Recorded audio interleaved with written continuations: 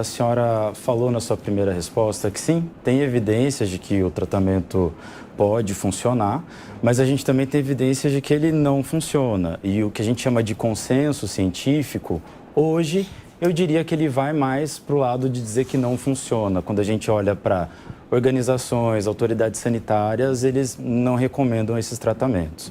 No Brasil, vários microbiologistas, virologistas e médicos infectologistas também não dão suporte para esse tipo de tratamento. O que a senhora tem a dizer para esses médicos, cientistas e essas organizações de saúde? Porque eles também estão dizendo isso com base em artigos publicados, estudos de fase 3 feitos com esses remédios.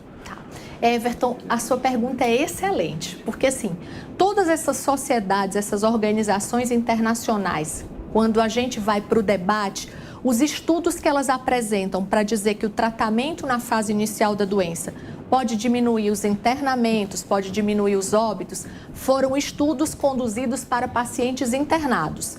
Então, essa é a grande diferença. A gente não conseguiu ainda fazer um debate chamando esses dois grupos, porque o que existe é uma questão ideológica, política muito forte.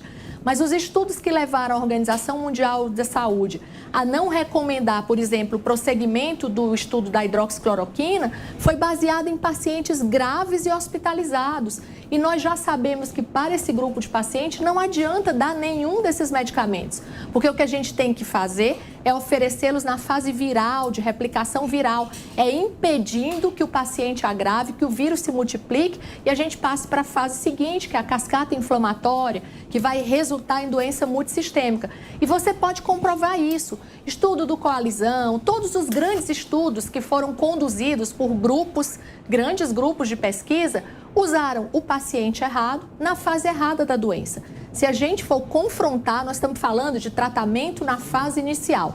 Para esse grupo de pacientes, as meta-análises conduzidas por grandes pesquisadores internacionais, elas funcionam. Elas reduzem, no caso da hidroxicloroquina, para 24%, 25% as hospitalizações e as mortes. E para a ivermectina, a gente chega até a 70%. Então, o que nós estamos falando são de fases diferentes.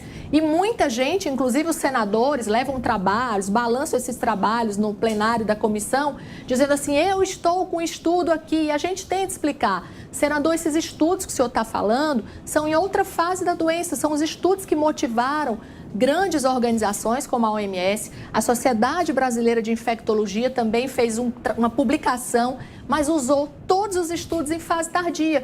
E a gente tem um estudo que a gente já repetiu várias vezes, que foi um estudo que eu considero um marco para que a gente desestimulasse o prosseguimento de novos estudos com os tratamentos à base de cloroquina e hidroxicloroquina, que foi um estudo conduzido no Brasil, em Manaus, onde a dose utilizada da cloroquina foi uma dose tóxica, letal, que levou a óbito 22 pacientes. Isso causou na comunidade científica internacional uma verdadeira, assim, criminalização da droga, quando, na verdade, a gente tem que investigar por que os pesquisadores falharam a adotar uma dose que é hoje considerada letal. Na bula é considerada letal a dose que foi usada.